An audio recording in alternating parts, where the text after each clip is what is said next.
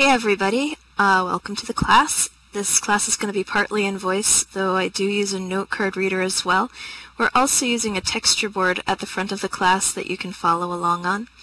Please left-click on the Firestorm class notes and first aid kit box to get the class notes for all of our classes, not just this one, as well as a few other goodies. The notes get updated semi-regularly, so if you haven't been here in the past 2 days, you can grab a fresh copy. They just got updated earlier this week. If you're having trouble reading the text from the note card reader, open up your preferences with Control P or Avatar Menu Preferences, go to the Color tab, and change the color for objects to something more legible for you. If you need to adjust individual voice volumes, go to the COM menu and click on Nearby Voice to open the Nearby Voice panel. From there you can adjust individual volumes by slider. There are other ways to get there, but that is the one that applies regardless of your settings and skin. So before we get started, I'd like everyone to look at the Help menu. We like to point out that all menus and submenus detach and stay open if you click on the double lines at the top of the menu. This makes it much simpler to remember and uncheck options or to uncheck anything that you happen to click on either by mistake or to see what it does. So there are a couple of things that we like to mention in the Help menu in addition to that. First is the Firestorm wiki link, which most people can access just by pressing F1 on your keyboard. On Macs and some PC laptops, you may need function F1. We have a lot of documentation on the wiki, as well as a troubleshooting section that has answers to most of the problems that people experience. So basically, if it's something that we consider general information that we're pretty certain about, it's going to get up there sooner or later. We don't hoard our information, we put it up there for you. And secondly, about Firestorm, last item in there. This opens the About Firestorm window, which shows your sysinfo as well as credits and licensing info. Team members have the ability to ping you for this sysinfo in an IM. If you get that request, please do send it, because that info can help us solve your problems. Every little bit of info in there, might look irrelevant, but trust us, there's a reason we're asking for it. So, welcome to our Firestorm Prefs 102 class based on our 4.0 FUI or FUI release. We're going to be going over some of our preferences. Specifically, this class covers the graphics, sound and media, and network and cache tabs. If you have questions about the topic we're on, please go ahead and put them in local chat. Text is going to be best during the class, and we'll answer as soon as we can. Please wait until after the class if you have any off-topic questions. If you prefer voice, then please also wait until the end of class to ask. Control P or Avatar Menu Prefs will open up the prefs. And we're going to be starting on the Graphics tab. So first, a comment before we start. This is going to be a general comment that will address many of the things we're about to go over. People often ask, what are the best graphic settings to use? There's no one answer, as the better you make SL look, the slower, that is to say, the worse performance it'll be. So what matters is what is best for you. So this is just the way computers work. The more work that you do, or the more work that you're making it do, the slower things are going to go. And so that takes place in SL just as it takes place with everything else. And graphics happens to be one of the more demanding things that you can be making your viewer do. And so just bear that in mind as we go along. The more rendering you're doing, both in terms of quality and quantity, the slower you can expect things to be. So starting with full screen mode, this requires a restart. You can enable this if you want to run Firestorm in full screen mode as opposed to windowed. That is a matter of preference. Render quality allows you to adjust the graphics quality. And here we go again, lower is faster. Many options are going to be changed based on this setting. So to show the detailed options below, If what you're looking at doesn't look like what you see on the screen at the front of the room, it's all blank, then make sure that you click on the Advanced button at the bottom of the window to make all of these options show up, because that's what we're going over. Over on the left, find Shaders. And you see Transparent Water. This allows water to look transparent instead of opaque. Bump Mapping and Shiny is going to enable the rendering of shiny and bump mapped surfaces, just makes the surfaces look a little bit more detailed. Local Lights globally enables and disables local lights, and Basic Shaders will allow rendering of high quality water, basic lighting, and other graphical effects. Right about here, depending on what graphic setting you're at, you may or may not start seeing things grayed out. There will be something somewhere on this tab grayed out for you because depending on what you have set in some areas, it's going to determine what is available to you in other areas. For instance, you can't get to the higher quality shaders if you don't have basic shaders enabled. Atmospheric Shaders enables advanced atmospheric and lighting effects, so it adds even more detail to the environmental rendering. Lighting and Shadows. Check this to enable shadows. Note that enabling shadows can cause instability and performance issues. This particular item gets that special note because here we're getting into the heavy-duty stuff. You can start to, even if your computer runs lovely with basic shaders on and atmospheric shaders on, this is where most people can expect a serious slowdown. Shadows is going to be demanding. If you've got an amazing system, it might not be a significant demand, but it'll be there. The rest of us can expect not to be able to use shadows as a regular, everyday thing. Once I got I fielded a question in the group. Hi there, Medusa. I fielded a question in the group about shadows. The person asked and seemed to be a little bit upset about it. She seemed to think that it shouldn't have been happening. She said, "Whenever I turn shadows on, my FPS drops in half." And I answered, well, some people see a minor slowdown, other people grind to a halt, so FPS cut in half, well, that sounds about average to me. And it kind of is. So do expect a performance drop when you enable that. Most people can expect to use it mostly for special occasions in photography. Ambient occlusion, checking this enables more realistic shadows. The stability and performance note above also applies here. You're adding quality, that's going to reduce performance. Depth of field. Enabling this causes out-of-focus objects to be blurred depending on distance. Options concerning this are going to be on a tab of their own, which we'll get to in a few tabs from here. The one important thing to know about depth of field is that it is definitely not for day-to-day use. As in, don't turn it on and expect to walk around with depth of field on and everything's going to be normal. It is a photographic effect only. So here it's, not just because it makes things look nice, but because it makes things blurry. It's a photographic effect. Shadows. This drop-down lets you choose what light sources cause shadows. This is intended as a quick toggle if the lighting and shadows option above is enabled, so your options are none. Come on, little HUD, you can do it. None, sun, moon, and sun, moon, and projectors. And important thing here is if you're turning shadows on, you need this drop-down to be set to something other than none. Water reflections allows water to reflect terrain, objects, and avatars. Point lighting changes the degree of local lighting from none to limited to maximum. This is intended as a quick toggle if the local lights checkbox is enabled. Moving up to the top of the right-hand column, draw distance affects how far out from your viewpoint objects will be rendered in the scene. Chances are most of you know what this is, but there are some aspects of it that you might not realize fully.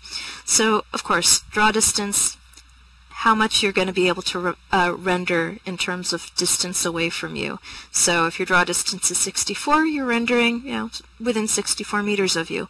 If it's 256, you're rendering within 256 meters of you.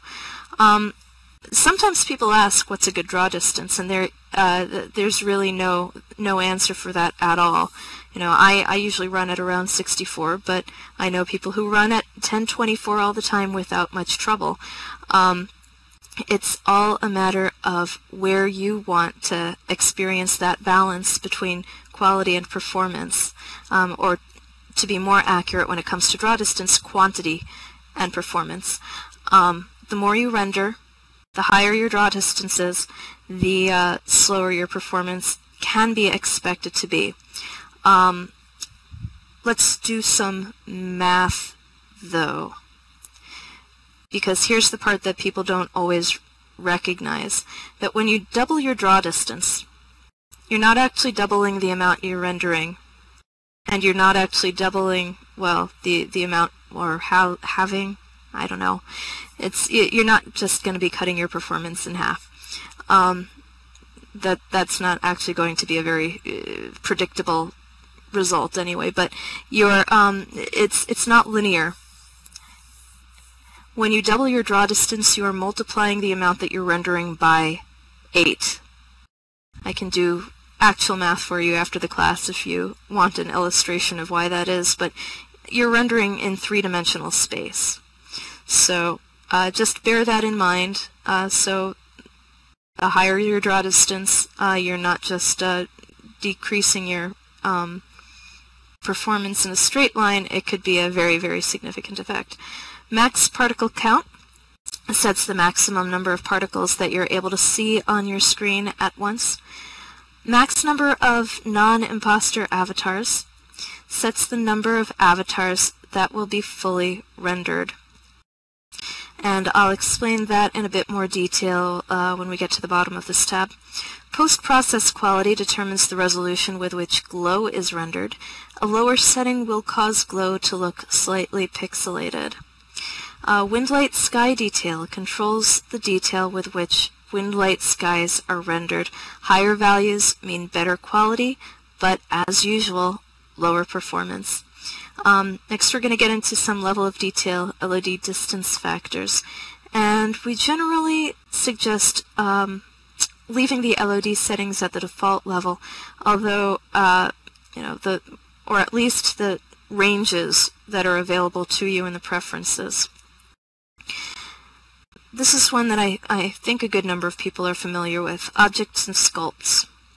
This determines the amount of detail that the viewer uses in rendering object shapes, and it corresponds to the render volume LOD debug setting, which a lot of people know from note cards packaged with stuff that you may buy. A lower setting does indeed, may indeed cause objects to appear more angular and polygonal.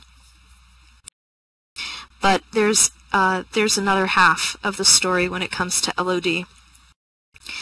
So have you ever gotten one of those note cards in something that you bought that says how to make your sculpts look better? And then there will be an explanation, usually of how to go into the debug setting, because usually the note cards haven't been updated in ages, and it's from when viewers only had it in the debug settings.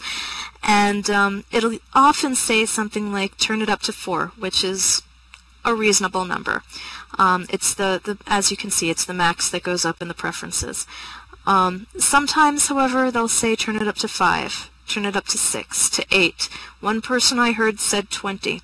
Now, there's a drawback to turning your LOD up high, and that is that the higher it goes, the more likely it is that you will not see small prims at all. They will simply vanish.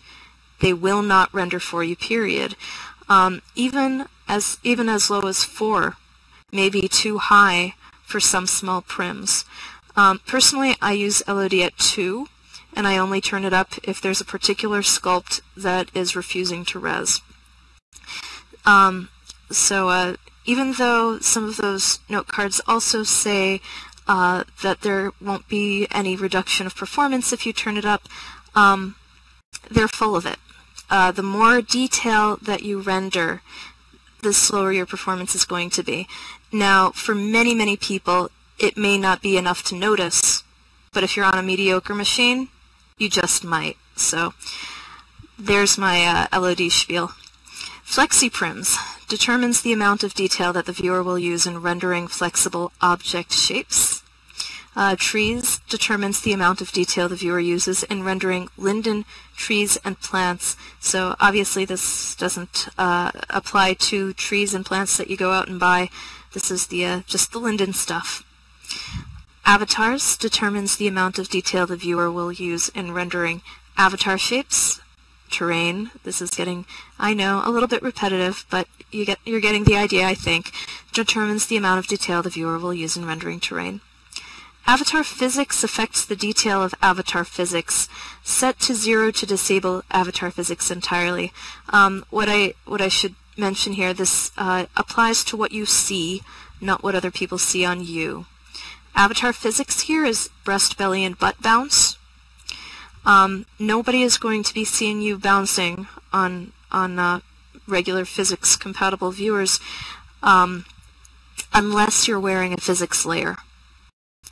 What this slider here does is affect how much bounce you're seeing on anyone who's wearing a physics layer. So if you don't want to see bouncy people, set it to 0. If you want to see people bouncing in all their bounceable glory, then set it as high as you like. Avatar rendering. Avatar imposters allows faraway avatars to be subtly rendered as two-dimensional images in order to improve your frame rate in crowded areas. It's recommended, and it goes along with the slider up near the top that we already went to very briefly, the max number of non-imposter avatars. So the idea behind this. Avatars are probably the most demanding thing to render in SL. They can be detailed, they move around a lot, they may wear blingy things. Basically, everything about avatars can end up being fairly demanding at your end to render them. However, if you enable avatar imposters, you get to decide how many of them you are fully rendering. And that is whatever number is showing on the max number of non-imposter avatar slider. If they're being fully rendered, you'll be seeing them three-dimensionally in as much detail as your viewer is going to pick up, depending on the rest of your graphic settings. Everybody else that is in the same frame of view will be rendered as a highly pixelated two-dimensional image. You'll still see them fine, it's not like they vanish, it's not like they turn into a cloud or anything, but they're not very detailed. And that saves a whole lot of performance for your machine. So the default for non-imposter avatars on low graphics is 3.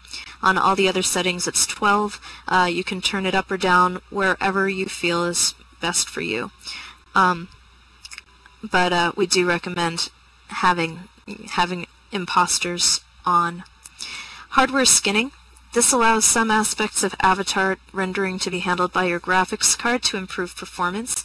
We suggest enabling this if you are using a discrete graphics card, not with onboard graphics. Avatar cloth allows the rendering of flexible cloth on avatar clothing such as shirts and flared pants. Terrain detail lets you choose the amount of terrain detail you'd like to see. Setting it to low replaces the ground texture with a low resolution ground texture. And unless you're on low graphics, chances are this will only give you the high option. You're only going to get the low option if your basic shaders are off. So are there any questions on this tab?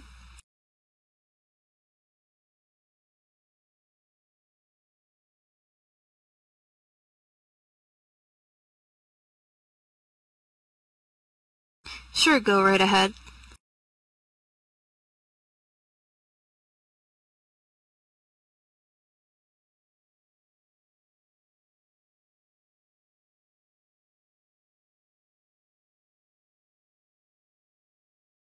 Infinity, I've never actually tried resing linden trees at all, so, because I'm a renter. I haven't actually lived any place where I could. Maybe Ed knows.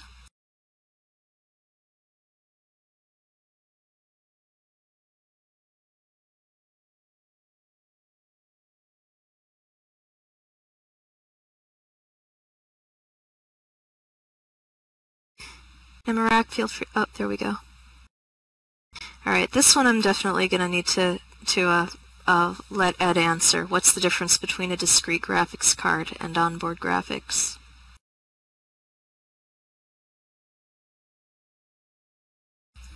In the interest of brevity, a discrete graphics card is a plug-in graphics card as opposed to the Intel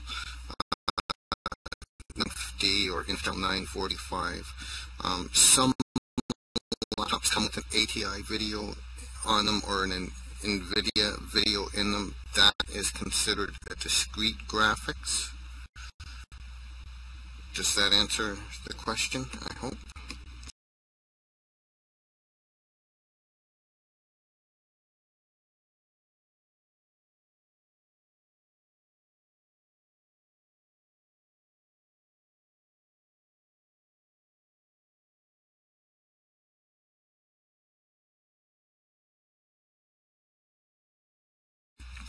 If you're not having problems with it, leave it on.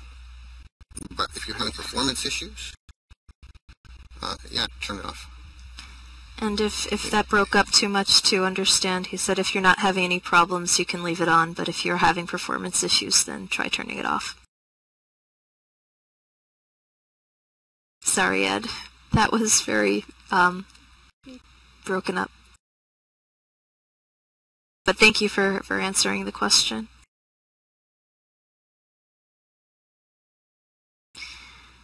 That's not unusual. Performance issues in high lag areas.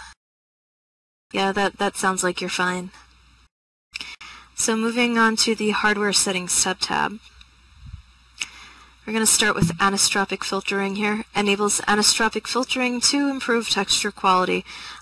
This setting may reduce your viewer's performance, just like anything that increases the quality. So for more information, see Wikipedia. The link for anisotropic filtering, it's a regular thing for a range of applications, so they can explain it quite well. Enable OpenGL vertex buffer objects.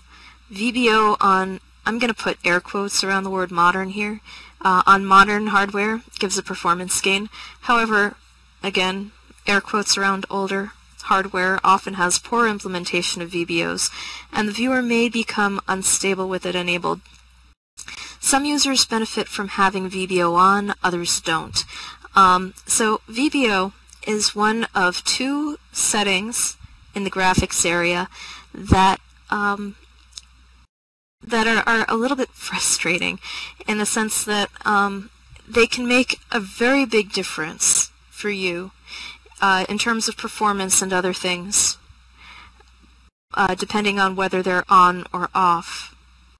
But we have no way of telling you which is going to work better for you. All you can do is experiment both ways and see if it works better for you with VBO on or with VBO off. The kind of thing that we often see is that some people see a boost in FPS with VBO on, but other people see an increase in crashes with VBO on. So it's all a matter of playing around and seeing which way works better. And I'll call attention to the other one when we get to it. It's on the next tab. Enable streamed VBOs allows the use of streamed VBO as well as static. This only works if you have that first one, VBO enabled. If you're having performance issues, disable streamed VBOs first to see if it helps before turning VBO off entirely. So if you want more information on what it actually is, there's another Wikipedia link for you, vertex buffer object. Again, it's something that is part of many applications, so not SL specific by any stretch. Anti-aliasing smooths jagged edges, and this time we're going to direct you to the Second Life wiki for more information. But you get to choose the level of anti-aliasing that the viewer will use. This requires a restart if you're switching from none to any other setting, but if you're just going from 2x to 8x or whatever, you don't have to restart for that. Gamma affects the brightness on your screen. This setting here is only used when you have basic shaders disabled. Otherwise, you're going to use the Scene Gamma control in World Environment Editor Edit Sky Preset Lighting tab. Texture memory. This is the amount of video memory that the viewer uses. By default, it'll be set to the size of your graphics card's memory to a maximum of 512. Sometimes people say, but I have so much more room, so much more memory on my graphics card. Why am I limited to 512? Because it's kind of a viewer limitation. You go higher than that, it tends to get buggy. So it's a maximum of 512, not because you can't do it, but because the viewer is not going to be doing very well higher. However, lowering this value may resolve certain texture corruption and performance issues. Under normal circumstances, you shouldn't alter it. But if you are having certain kinds of texture problems, then it might benefit you to turn it down slightly, by maybe around 25% at the most. However, there are other texture-related fixes that we're going to cover on the rendering tab, so don't use that one first. Fog distance ratio determines how far away Second Life's fog effect begins. Lower values equals closer fog. And this one right here is only used when you have basic shaders disabled. Similar to the gamma above, if basic shaders are enabled, then you're going to be doing the same thing someplace else. You're going to be doing it in the distance multiplier control in World Environment Editor Edit Sky Preset Atmosphere.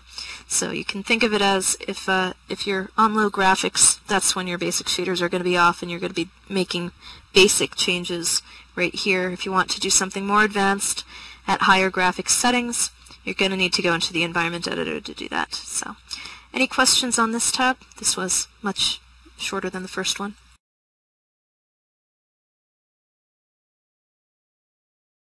Don't see any typing this time, so let's move on to the rendering subtab. To world updating. Freeze updates to world. This pauses everything. This suspends rendering. It's useful for picture taking if you wish to capture a specific scene that might otherwise change while you're preparing. Texture rendering. Minimal texture loading, which, by the way, is not recommended. Don't enable minimal texture loading unless you have a very poor connection and texture loading is having a huge impact on your viewer. It's there as a sort of emergency use only thing. So, like if you're out and you're on a really awful wireless connection and it's affecting your performance, then that might be a time when it may be worthwhile going to minimal texture loading, just so that you can do what you need to do in Firestorm. When it's enabled, though, just prepare for that. Textures are loaded at minimum level or none at all. It is not something to enable for a normal SL experience. So that is to say, if you were to turn it on, most things would be gray, and your sculpts would all be blobs. So you can think of it as sub-low graphics. So if you're trying to lower your graphics to maintain performance, then go to low graphics first. Turn your draw distance even further down than low graphics. Don't go to minimal texture loading until you've tried all of that stuff first. And then, if you still need additionally low graphics to in order to function, then go ahead and do that. But it's not meant for regular use. If you have to use it all the time, there may be something else going on. Use HTTP textures. use the HTTP protocol to fetch textures as opposed to the older UDP. Some users benefit from having this on, others don't. Does that sound familiar? I bet some of you realize this is the second of the two settings that I was referring to before. Some people have much higher rates of bake fail and or textures which never fully render when this is enabled. Other people have higher rates of bake fail when it's disabled. So the thing is, there's really no way for us to know what's going to work best for you. There are 11 people in the classroom tonight. Chances are that 3 people in here need it on, 3 people need it off, and 4 people, it's not going to matter. I just screwed up my math. 4 people need it on, 4 people need it off, and 3 people it's not going to matter either way. So the only way that you can know which one you are is to experiment. But I'll put it another way. If you're not having any texture problem, don't bother touching it. However, max number of concurrent HTTP GET requests.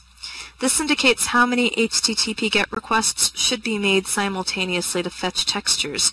If you're having resing issues such as blurry textures, first thing that we'd recommend is try cutting the value here in half. This includes the blur res cycle.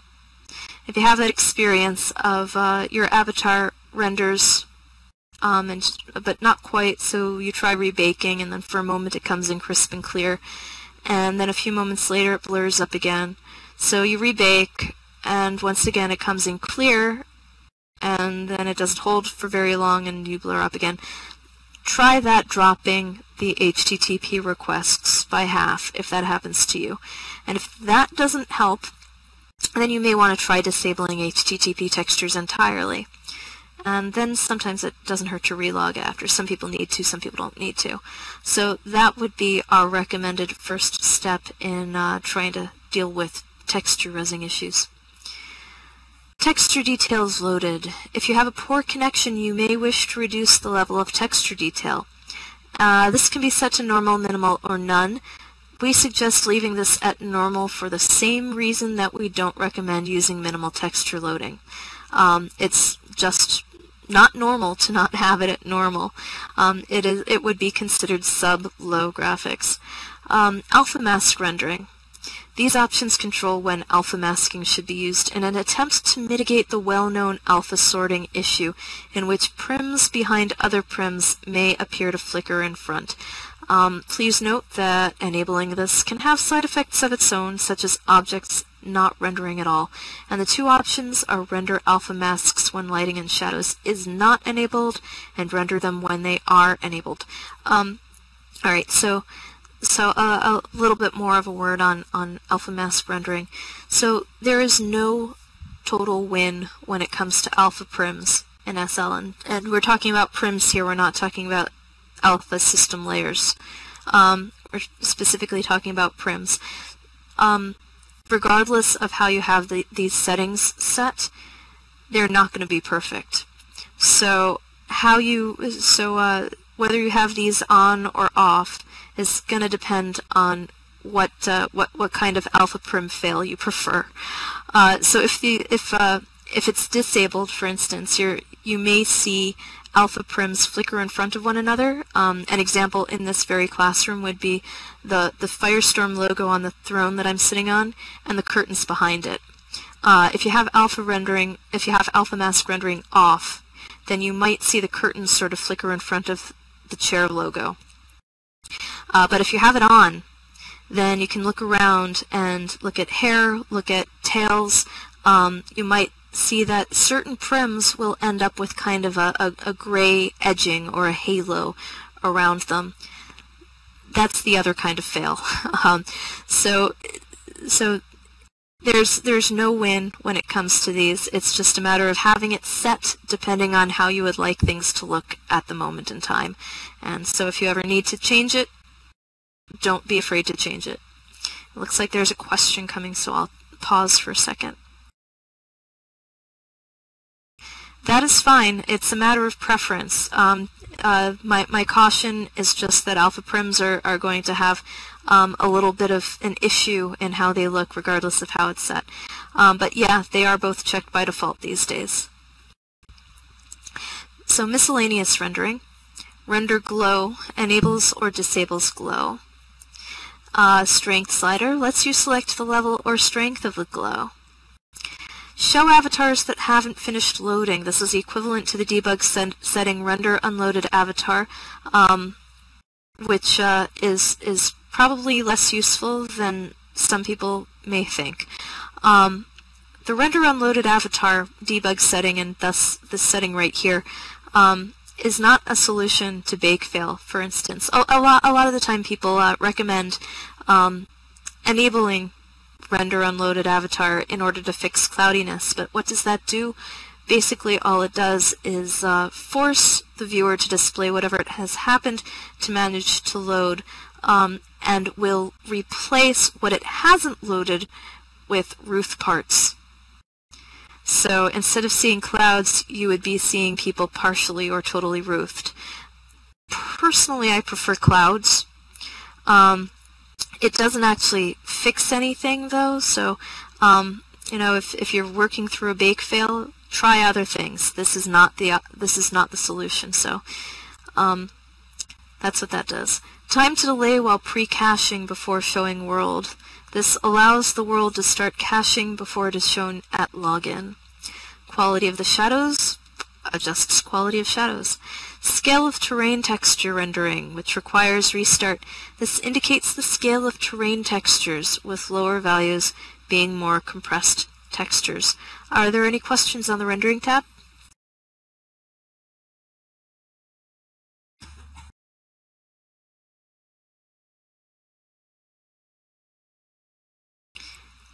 And if not, then let's go right into the depth of field subtab. Oh wait, now I see typing. Okay, so depth of field subtab. We're not going to go very much into detail in. These options are really only going to be good for photographers in SL. They're not something to have enabled normally. As I mentioned before, depth of field is just a photographic effect. So what it does is make it so that whatever you're focused on will be in focus, and everything that you're not focused on won't be. It'll be blurred up a bit or a lot. So you can adjust the following settings to very loosely mimic real-life camera effects. Very loosely, I'm told. Camera f number, camera focal length, camera FOV degrees, camera aspect ratio, depth of field, focus transition time, and depth of field rendering quality. So we're not going to describe each of these in this class, but I found some useful resources by search engineering it. So let's move straight into the sound and media tab, starting with the general subtab. There are several volume sliders available here, so you can customize the levels for each of these things. Note that the master volume slider, this may be a little bit predictable, but the master volume slider affects all volume. The mute when minimized checkbox. Checking this will mute all sounds when you minimize the viewer. And you can enable or disable streaming music, media as in video, and voice chat from the checkboxes to the right of their respective volume sliders. The checkbox to the right of the sound effect slider, however, is for playing sounds from gestures. You can enable this to hear sounds from gestures, or you can disable it if you have heard enough whoos to last you a lifetime. I personally have gesture sounds disabled myself. Allow media to autoplay. With this enabled, media will play automatically, not recommended, and I'll explain why in a second. Allow resident scripts to play media will allow scripts to automatically start media, also not recommended for the same reason, and I'll again explain why in a minute. Play media attached to other avatars would enable media attached to other avatars, which is done via media on a prim. Enable media filter, which gives you increased security. This will let you control what media stream you connect to, allowing you to whitelist or blacklist any media stream. Alright, so let's talk about these recommendations. So, the media filter was put in to give everybody control over when their IP addresses become vulnerable through playing media or streaming music, that is. So whenever you hook up to one of these streams, it is possible, it doesn't mean that people are doing it all the time, but it is possible for your IP address to get picked up. So this gives you the control over when you want that to happen. So it would be recommended that you only play media streams that you trust. That may not always be that easy to decide, but the reason for it sprang out of, you might remember way back when there was this little scandal concerning a service called Red Zone that was harvesting IP addresses in this way and hooking them up with one another so that the people who were using this service would be able to presumably tell whose alts were whose. Now, unfortunately, IP addresses, of course, are not a very reliable way of doing that. It was purportedly for the purpose of security, but unfortunately, it would have a lot of false positives. So even if you don't have any alts, or even if you do, but you don't care who knows who they are, that doesn't mean that you would be in any way protected from the false positive problem, where just by the mere fact that you lived in sufficient proximity to somebody who is, say a griefer or a copybotter, it would stand the chance of you being assumed to be that person's alt. Not so fun, right? So even though Red Zone is gone, it's banned, doesn't mean that the IP address vulnerability that was associated with is gone. It's not. So the media filter is in the viewer so that when you enter a new location and a new stream is going to play, you have the choice of whether to actually play it or not. Problem is, people don't like all these pop-ups. You get pop-ups asking, do you want to play this? Do you not want to play this? Do you want to play it now? Do you want to play it later? Do you want to play it never? Do you want to play it always? Blah, blah, blah. You click, click, click, click, click. Yeah, I know. It can be annoying. That's why we recommend disabling those two checkboxes that I said are not recommended. Allow media to autoplay when entering a region, and allow resident scripts to play media. If you have those two unchecked, but you're using the media filter, then the only time that you're going to get those pop-ups is when you deliberately turn your stream on in a specific place. You're not going to enter someplace and it wants to play all of a sudden. You're going to enter someplace and you say, do I want to listen to the music here? Am I just going to blacklist it anyway? If so, why would I bother turning it on? And you get the choice of turning it on and whitelisting it so that you're not asked about that stream again, or just not turning it on at all. So that's the whole point there. So Manage Media Sites button.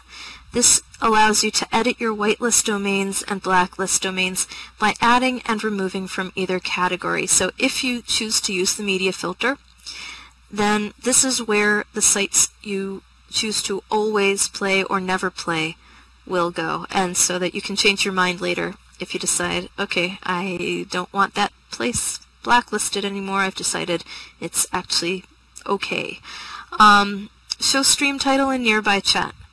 For audio streams that supply this information, the song title will be shown in nearby chat. Of course, not all stream titles will give that information, so if you're someplace and it's not coming through, don't panic. It doesn't mean it's necessarily not working. It could be that that stream just doesn't have it. Send stream title to chat channel. Lets you choose what channel the viewer uses for the above option. That might be used, for instance, by DJs. If you're a DJ and you want that stream information to be broadcast on a big screen, then you could use that option for it. Media audio roll-off distance, which is not named very usefully because this actually has zip to do with media. This has to do with in-world sounds. So sounds coming from objects, for instance. So min and max. Minimum, of course, controls when a sound source will start to fade out. Max controls when a sound source will be no longer audible. So these control how near or far you are when you're basically in sound range of objects that have sound emanating from them. So are there any questions on this tab?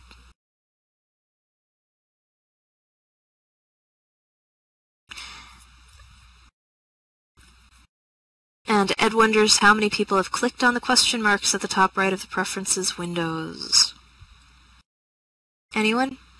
You've been clicking on question marks? Cool. I think Lorraine has been to a few classes, though. Yes. So, for anybody who has not discovered the question marks, Shay, give it a shot. Click a question mark someplace. See what comes up. These question marks, I know a lot of people tune them out because lots and lots of applications have question marks for help kind of things, and the help doesn't always end up being very useful. So after you've clicked a few and found nothing of use in there, you stop bothering. But in Firestorm, the question marks connect to wiki pages concerning whatever it is that that question mark shows up on. So if you're in your preferences and you click on a question mark at the top of a particular tab, you'll be taken to the wiki page in a help browser on that specific tab. So that sometimes it's going to be showing you the same info that you see in the tooltips. Other times it will be showing you other stuff though, so don't be afraid to click them whenever you have questions or you're wondering about more info on whatever it is that you're looking at right there.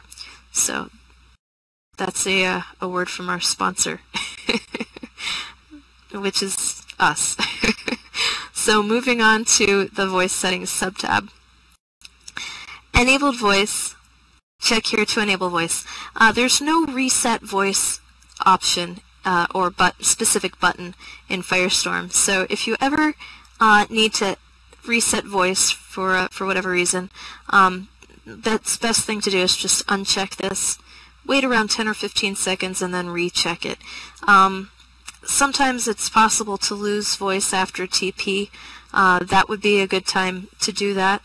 Or if you ever come in someplace and you find that it looks like you're connected to voice, but you know that other people are, but you don't see any dots over anyone else's heads except for your own, and you don't see any names in nearby voice except for your own, but somehow you have a feeling that you're missing something. It may just be that you're not connected to the same connection everybody else is. Your voice might have gotten left behind where you were before, for instance. Yeah, that happens. SL voice is all sorts of fun. So in that case, yeah, uncheck it, wait a bit, recheck it. I actually do that by going into device settings too sometimes. That way you can see if the volume boxes light up before you leave it. So either way is a voice reset. Listen from lets you choose to hear voice from either camera or avatar position. That is 100% and totally a matter of preference. Move avatar lips when speaking, aka lip sync, will cause you to see avatar's lips moving when they speak in voice. I'm not a fan of it. I think it looks kind of creepy, but I know other people like lip sync. You know, and like Ed says, it makes him feel like he's in a badly dubbed movie. So whatever your pleasure. Check it if you like to see lip sync, uncheck it if you don't. Show voice visualizers in calls. Shows voice indicator, and if the above is selected, is enabled, moves avatar lips while you're in a private call. Only those in that call will see this. So here's so the fact that this is here is kind of indicative of the difference between V1 viewers and V3 viewers. So V1 viewers such as Phoenix, you might be used to, you might remember the behavior where if you're on voice in public, you're going to see the green voice visualizers over the speaking person's head, but if you're in a private call, those disappear. So once upon a time, like a year ago, I think it was, just about, before this option got put in, first-timers to Firestorm would kind of freak out a little bit if they saw green visualizers go off while they were in a private call. They would say, oh my gosh, everybody can hear my call. This means that it's public just because these green bars are over my head. That was never true. The V3 or V2 and V3 behavior is that the green voice visualizers show up everywhere, whether it's public or private. The best way to know who can hear you and who can't is by looking in the nearby voice list. Even looking at people's dots over their heads isn't always going to be the best way because, as I just said, occasionally voice can hang back in the last location you were at after you've TP'd. So if you want to make sure that somebody who just TP'd out can't still hear you, nearby voice is going to be the way. Even that's not 100%, but it's a lot better than relying on the green bar thing. So basically, voice visualizers in calls. If you prefer the V2, V3 behavior where you see green bars whether you're in public or private, then have this checked. If you prefer the Phoenix and V1 behavior where they disappear when you're in a private call, then have this unchecked.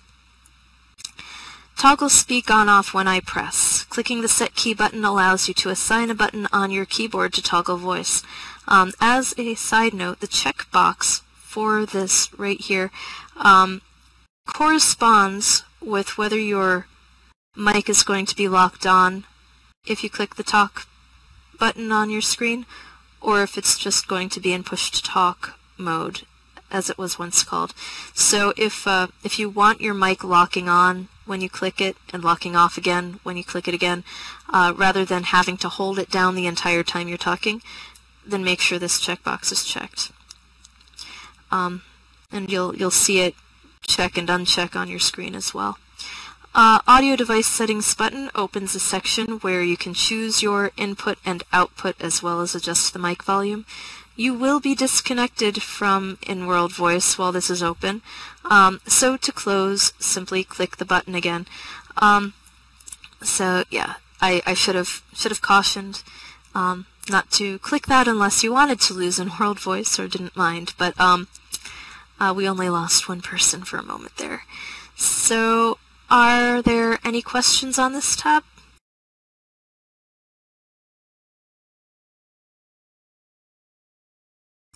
Doesn't look like it, so let's move on to our last tab, Oh the Day. The Network and Cache tab, it's a very exciting one. That wasn't facetious, it really is very exciting because it has maximum bandwidth. Sets the maximum bandwidth the viewer will pull. Please see our wiki for detailed instructions on setting this. However, we can start you off with our generally recommended maximums. Now when I say maximum, I really do mean maximum, as in ceiling, as in the highest that we would recommend. We're not talking about targets, we're not talking about averages, we're talking about maximums. So any type of wireless, including a home wireless connection, i.e. using a wireless modem or router, we would recommend that you go no higher than a setting of 500. I might have just heard a jaw or two drop, but we'll get back to an explanation.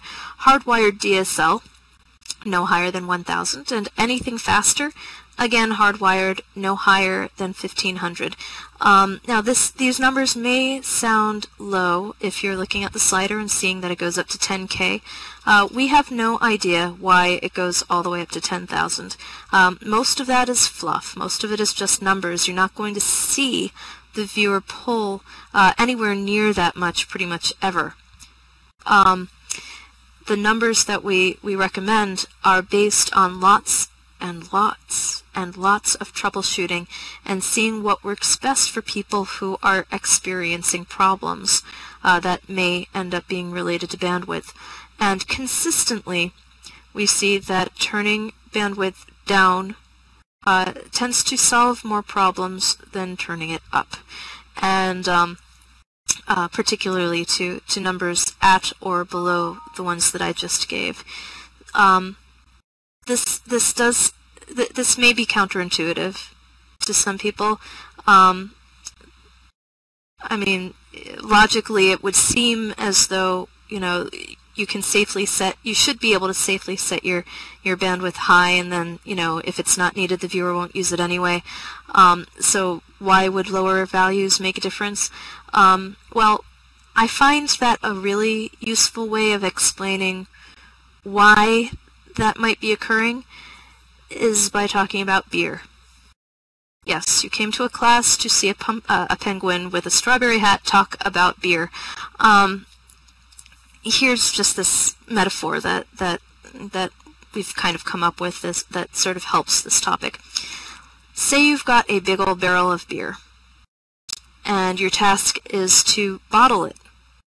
If you don't like beer, by the way, go ahead and choose whatever beverage you prefer, just nothing hot, because I don't want you to burn yourself. So I'm going to be talking about beer, though. So you do get a funnel to help you, because, you know, big barrel, itty-bitty bottles, you're going to need something like that. So you do get a funnel. You don't get to control how large that funnel is. One person's funnel may be large, one person's funnel maybe not so much. What you do get to control is how fast you pour the beer. If you pour that beer slowly, then even with an itty-bitty petite funnel, if you go slowly, you're going to get every drop in, right? If, however, you pour too quickly, then even if you've got a king-size funnel there, pouring too fast, you're just going to slosh some over the side. It's beer, so it's going to foam up, and that's going to slosh all over the place. You're not going to get it all in. You're going to get, you know, good deal in. It may be faster, but you're going to miss out on a whole lot of beer. You're going to have beer fail. You're going to get your dog a lot drunker than you're going to get yourself because it's getting on the floor. So don't have beer fail, have beer success. Get all that beer into the bottles. It's a lot more fun that way. And so that's kind of what's happening as we see it when you turn your bandwidth setting up higher than it needs to be, or higher than it's useful.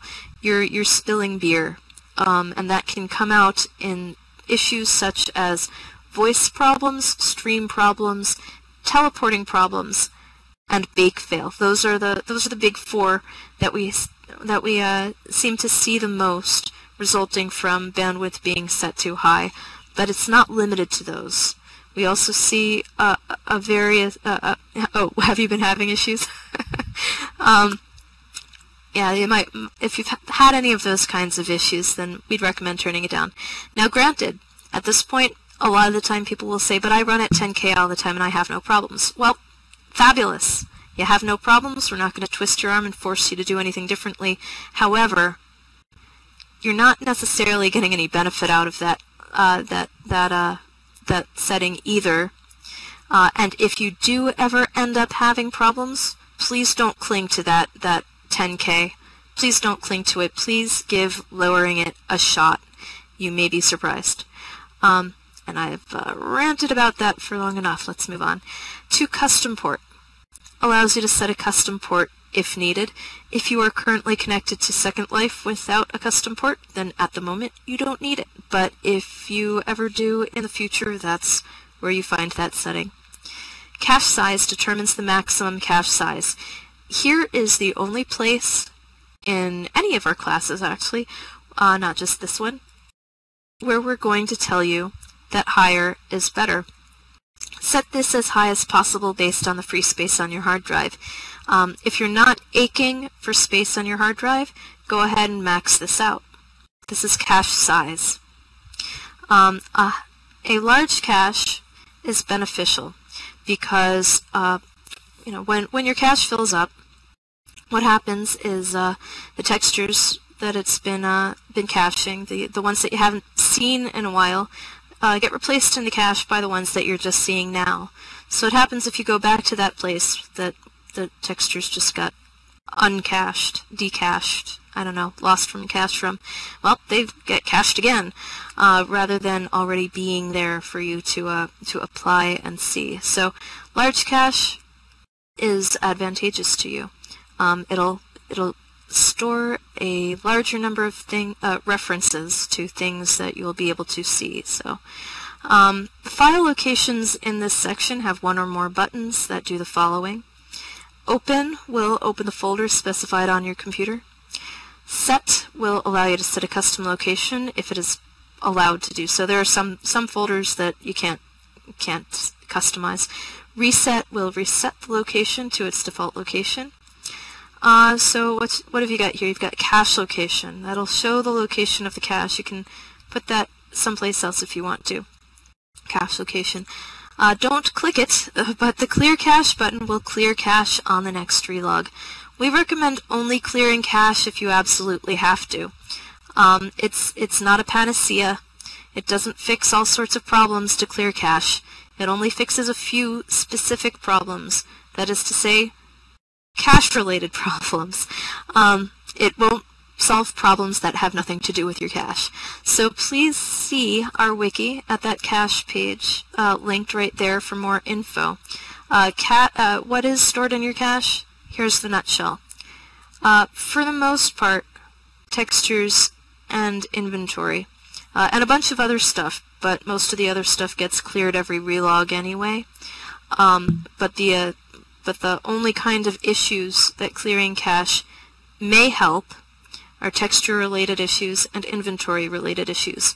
If you're not having one of those, just don't clear it. The only time that you should clear it when you're not experiencing a problem is when you're doing a clean install of the viewer. Chat logs location shows the location of your chat logs. Open crash logs button will open the folder that the log files are in.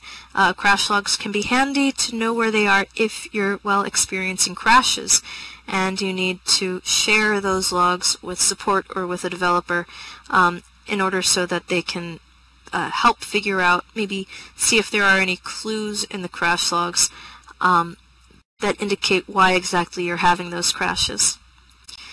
Open settings folder button will open the folder that your settings files are in. So that is useful if you need to do a manual settings clear, which, by the way, is definitively part of a clean install. Or if you want to back up your settings, which, by the way, you can use in case you have a settings-related problem on the viewer that you're currently on, or if you crash and somehow lose all your settings. It's nice to have a backup. It is not for use if you're upgrading, though. If you're upgrading, once again, manual settings clear is necessary, and don't use your backed up settings when you upgrade. Web browser allows you to use either your default browser or your built-in browser. The maximum number of web browser windows lets you choose the max number of web browser windows that will open. The following are enabled by default, and we recommend that you leave them enabled because turning any of them off can cause search media and some other stuff not to work. So those are enable plugins, accept cookies, and enable JavaScript. All three of those are necessary for search, and some for media, some for the login screen. So if any of those are unchecked, you can expect those to not work properly. The following is disabled by default, and this one is just a matter of preference. It's enable media browser pop-ups. That one's your call. And finally, proxy settings. This is the Adjust Proxy Settings button, which will open the proxy settings window where you can set up a proxy if you need to. Much like custom port, if you are on SL without a proxy, then at the moment you don't need it. However, if in the future you find that you do need to use a proxy, that is where you would find the settings for that. Are there any questions on the Network and Cache tab?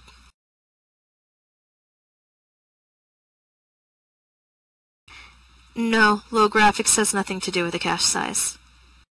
You're going to be caching textures regardless of regardless of how well. Okay, in a kind of here's one way that you can relate them to each other. If your graphic setting is higher, then your draw distance may be higher. And if your draw distance is higher, then you may be trying to render more stuff. If you're rendering more stuff, then the first time you see it, the more is going to be cached at that point in time. So draw distance has to do with what you're getting cached. That's really the only way I can think of that they'll be related to one another. I think there's another question or comment coming.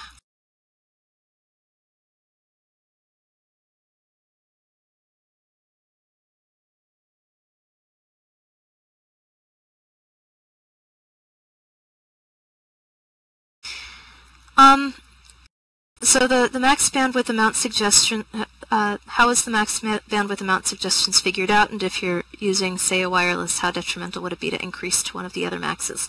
So they were figured out basically through trial and error. We help lots of people all the time with a range of issues, and those are simply the ones that the figures that we landed at after helping loads of people with loads of problems and discovering what tended to work best the most consistently based on what kind of connections they're on. You can, of course, try at different levels if you like. Just keep the basic guideline in mind that not to be afraid to set your bandwidth lower than you expect would be best. For instance, based on our guidelines, now I'm on a cable connection. I have 25 megs download speed. Based on our recommendations, I should be using a max of 1500. However, I use 500. It's just what I've discovered works best for me. I have the least packet loss at that number. I don't have a lot of bandwidth related issues, so it just works for me. There's very little drawback in turning it down to around 500. When it gets down to like 100, then you're going to be seeing some really frustrating lengths of time that stuff takes to render when you TP someplace. So really, really low, you're going to be starting to see some serious drawbacks in how long it takes to render stuff. However, 500 tends to be a fairly comfortable level for most people. So if you set a higher level than what is the maximum recommended for your type of connection, then you may end up seeing those kinds of issues that I described earlier, voice stream, TP, and bake fail. So if you do see those, you might want to nudge it back downward. But, do feel free to play. Just know what we recommend. And if you experience issues, please try the recommendations. Any other questions on this tab?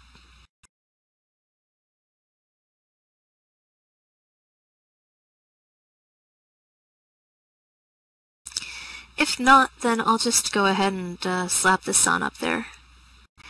I'd like to thank everybody personally for taking the time to come out to this class, and on behalf of the Phoenix team for using our viewers. You, the users, are the reason that our viewers are as popular as they are, so thanks very, very much, and at this point we're just going to go into Q&A mode, so thanks.